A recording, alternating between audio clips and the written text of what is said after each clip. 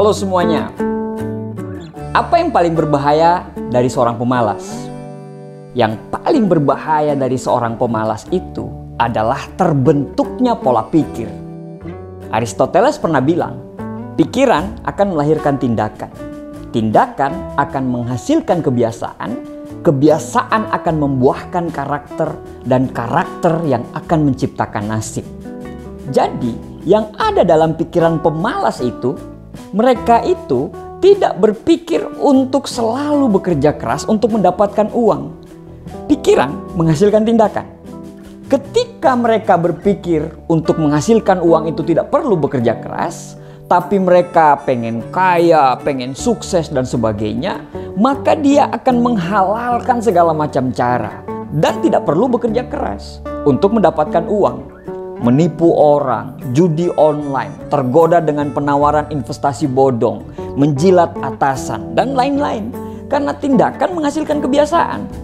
Nah, karena semua kegiatan yang menghalalkan segala macam cara itu sudah menjadi kebiasaan, maka setiap tindakan dia, setiap keputusan dia akan menjadi sebuah karakter.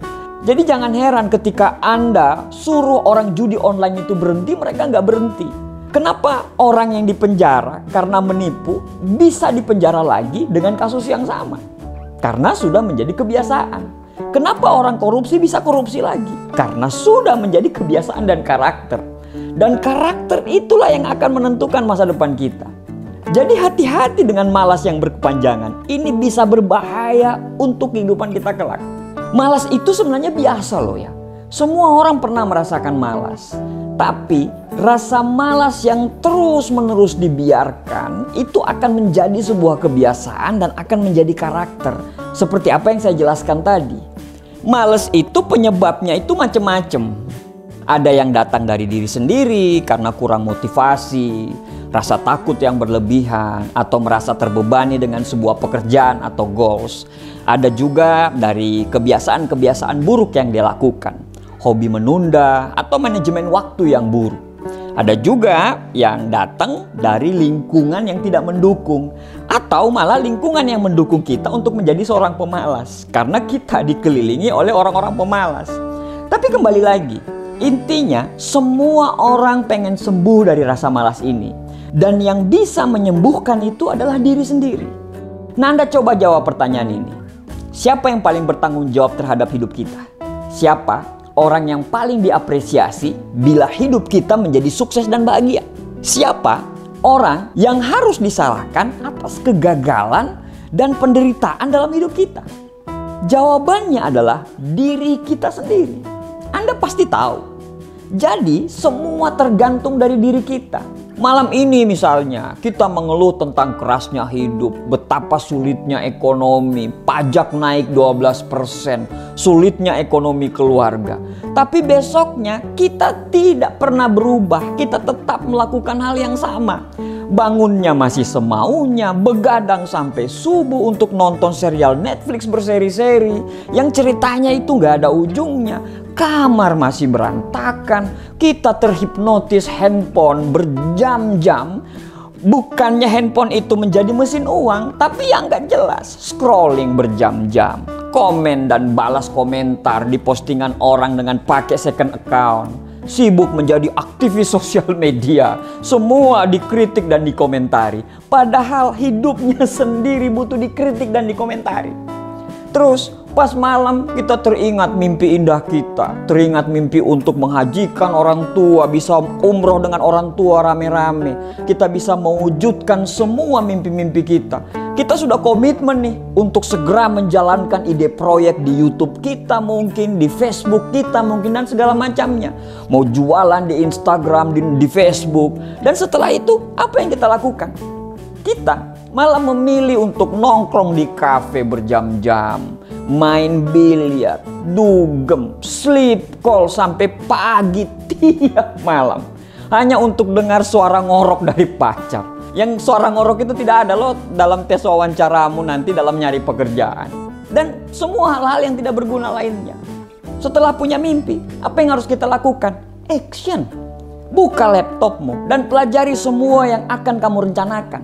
Buka YouTube-mu dan cari semua edukasi-edukasi yang ada sangkut pautnya dengan rencana dan idemu. Habiskan waktumu di situ.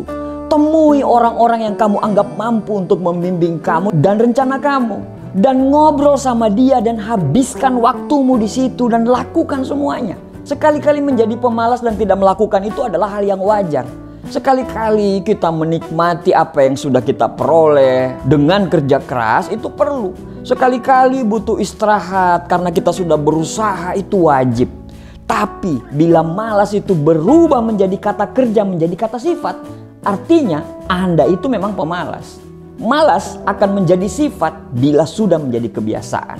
Jadi hati-hati, bila sudah menjadi kebiasaan itu akan membentuk karaktermu dan karakter itulah yang akan menentukan bagaimana nasibmu kelak. Dunia itu keras, dunia itu penuh dengan ketidakpastian. Jika sesuatu tidak berjalan dengan sesuai rencana, harusnya kita bekerja keras dan berpikir keras untuk mencari solusinya kan. Tapi para pemalas ini selalu punya alibi. Ah sudahlah, biarkan saja. Sudah takdir kok seperti ini. Ya memang, karena Doc Copeland pernah bilang, menyalahkan keadaan adalah cara orang malas untuk memaklumi kekacauan. Rencana di akhir pekan, kita sudah susun rapi rencana tersebut. Membersihkan kamar, mengerjakan beberapa proyek yang bisa menghasilkan uang, ketemu dengan beberapa teman untuk berdiskusi tentang ide-ide bisnis kita. Yang ide bisnis itu menunggu untuk dieksekusi, tapi semuanya tinggal rencana. Karena ternyata kamu lebih milih betah rebahan di kamar sambil maraton nonton serial Netflix yang memang tidak ada ujungnya. Ya memang, sungguh para pemalas itu memang rajin untuk menggagalkan rencananya sendiri dan gembira melakukan hal-hal yang tidak berguna, kata Mario Teguh.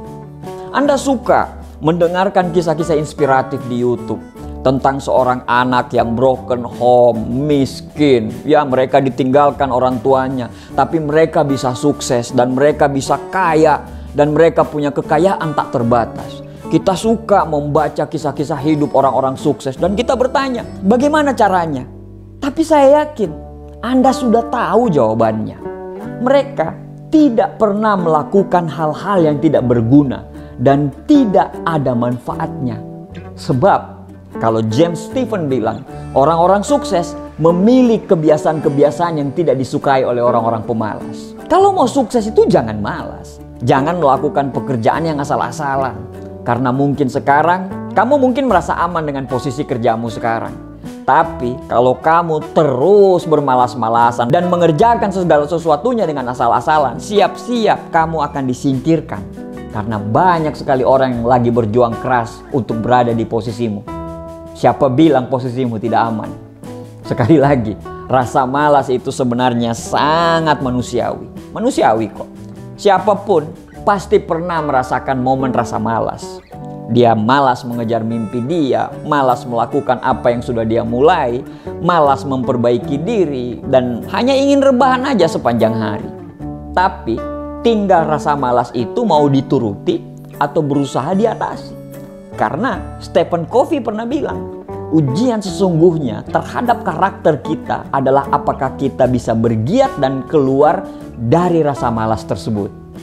Kalau kamu golongan dari keluarga orang yang tidak mampu, harusnya sudah sangat belajar bagaimana sakitnya bila ingin sesuatu, tapi kita tidak bisa memiliki sesuatu itu karena keterbatasan uang. Seharusnya kamu dendam dengan hal tersebut dan wujudkan semua hal yang dulunya kamu tidak bisa miliki. Dan kamu dengan bekerja keras kamu bisa memiliki itu. Bukan malah mengeluh dan bermalas-malasan. Karena memiliki mimpi besar kemudian memilih untuk menjadi pemalas adalah cara yang paling indah untuk menjadi orang gila.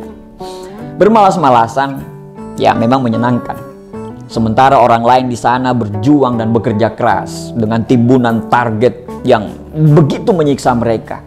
Kamu ya slow saja menjalani hidup sebisanya, seadanya. Ya dengan alasan ya saya nggak mau ngoyo sih. Sekarang sih mungkin kamu terlihat menang karena kamu santai. Tapi apakah kamu yakin kamu akan menang di masa yang akan datang? Karena tidak ada kemenangan di masa yang akan datang untuk para pemalas. Kemalasan adalah kemenangan di masa sekarang dan kekalahan di masa yang akan datang. Malas melakukan sesuatu, berhenti ngoyo mengejar apa yang tidak pasti, dan ingin bersantai dalam waktu yang lama. Ya itu manusiawi kok.